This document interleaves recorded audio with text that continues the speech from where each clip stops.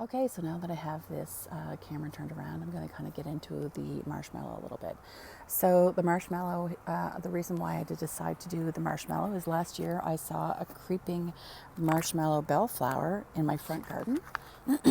Excuse me, and I was really drawn to it. And my friend and someone I follow on Facebook, and she's an author here in Nova Scotia. Her name is Cindy Brannon. She had put on her Facebook page, and I think it's Keeping Her Keys, a little blurb on the marshmallow root. On the marshmallow creeping bellflower. Okay, sorry. So I'm going to show you a little picture because some of you may have seen it in your garden before. So this is it there. Oh my God, there's a blue jay right beside me. Anyway, so this is it there. So, and this is another form of the marshmallow, but this is what I saw in my front garden. I identified with it. I started to kind of look into it a little bit. I noticed in one of the baths that I use on a regular basis, Nuwalti tradition, I think it's called. I'll have to post that later. There's a bath that I use. It's called Wash My Pain Away. I love it. But I was looking at the ingredients, and one of the ingredients was marshmallow root. And I thought, geez, the ingredients in this, I think I can try to do this on my own. So that's what I'm doing. So I'm going to try to make my own bath for pain. I think one of the reasons why the marshmallow root was in there was probably because it's a smoothing. It's good for skin. So you'll notice if you put some marshmallow root in water, it feels a little silky. It's emollient, and that's kind of just one of the things that it does. So some people actually use it on their face, and we'll get into that a little bit later here. But so when I saw that was in the wash, I decided I'm going to try to make that myself. So I got a couple of books here that I'm going to refer to. And I kind of tell you which ones they are. As I've said before, I'm a practicing witch, so I have books everywhere that I refer to on not just a holistic aspect, but a magical aspect. One of the books I refer to is the Master Book of Herbalism. It's by Paul Bayrill. Anyhow, this is that book. I love it. Lots of information here. One of my Bibles is the Llewellyn Complete Book of Correspondences. Look at this. This is like I look at this thing every day. Love this book. And this book here is a great reference too. I have a number of books up in the deck behind me. But this one here is the Field Guide for Wildflowers of Nova Scotia by Todd Boland. There are lots of wildflower trees, shrubs, books for your local area. All you have to do is go into your local bookstores and go into the local interests section, and you should see them wherever you are. I recommend picking one up, especially for wildflowers, and even trees and shrubs. It's good to know what's around you before you start using anything or, letting things grow. It's good to know what they are so that you'll know if they're invasive or if they're potentially poisonous or if they're going to irritate your skin, or, if you're keeping a log of what you've seen, it's good to be able to identify them. Okay, so the marshmallow, the planetary correspondent for the marshmallow is Venus. Before I get into this, actually, let's just do a little disclaimer. If you decide that you're going to work with an herb on the regular and you're taking pharmaceuticals, please make sure that you check with your pharmacist before you start any sort of relationship, either topically or ingesting an herb, because you don't want to get sick from trying to make yourself better. So please make sure that you check with your pharmacist before you start, using an herb on a regular basis. Okay, so the marshmallow, the planetary ruler for the marshmallow is Venus. Some of the correspondence for Venus, I'll just read you a couple here. Affection, attraction, beauty, beginnings, compassion, creativity, desire, emotions, receptive and sexual energy, fertility, friendship, gentleness, relationships, reversal, harmony, kindness, love, anyway, stress, the list goes on. For the marshmallow, I'm using this for self-love because it's so healing for the skin and for other things that I'll get into here in a few minutes.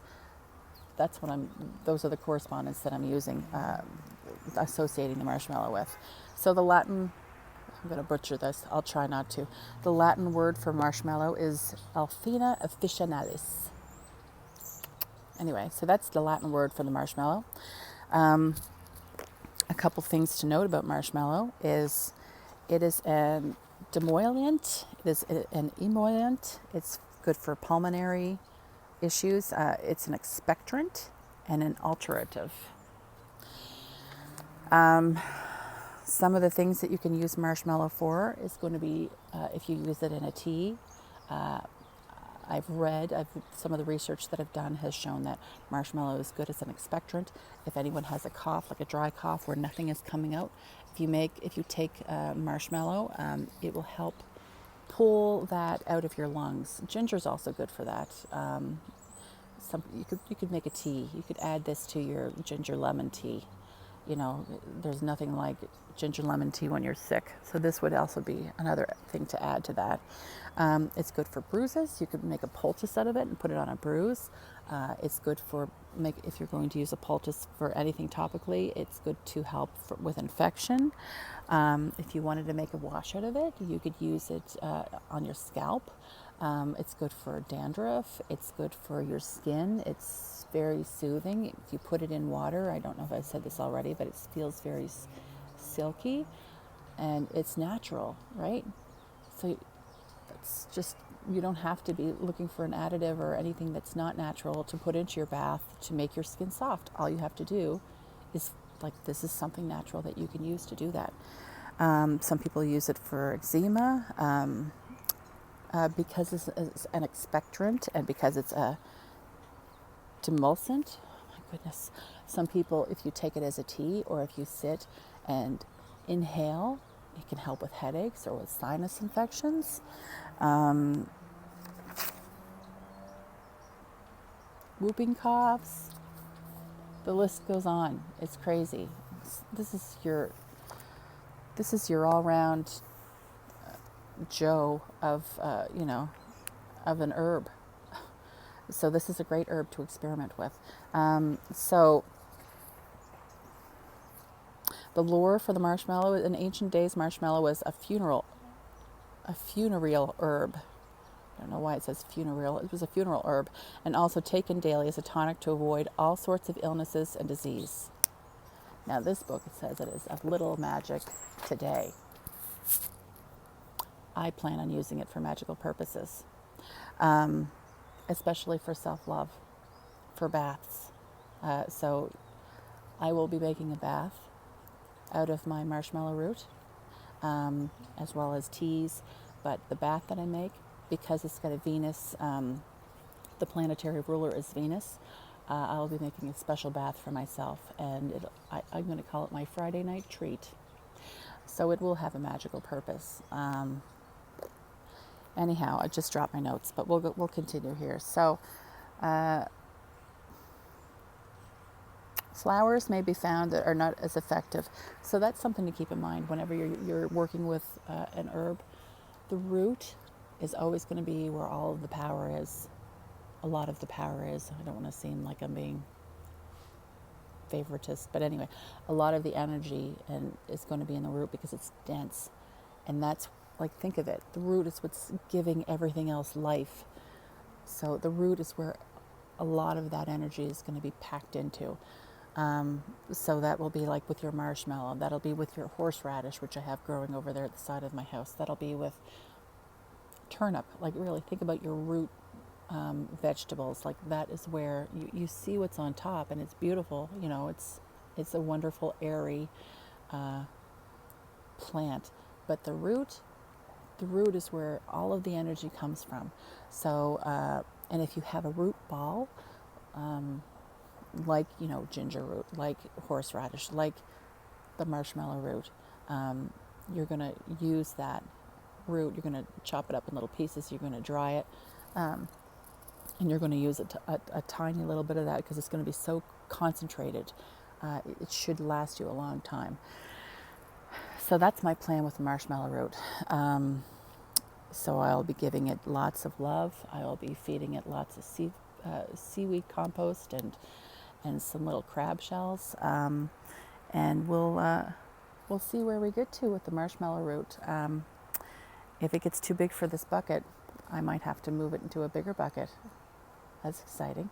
Anyway, I hope that you found this video interesting, educational, and I hope that my Ancestor Garden has kind of sparked your interest to start your own Ancestor Garden, or at least start to research some of the herbs that you currently have and think about what you can use them for besides just culinary purposes, or maybe if you wanted to try a little bit of marshmallow root, your local herb store could have some in a dried form, or you could order some online and kind of start to play around with that a little bit. It's really exciting.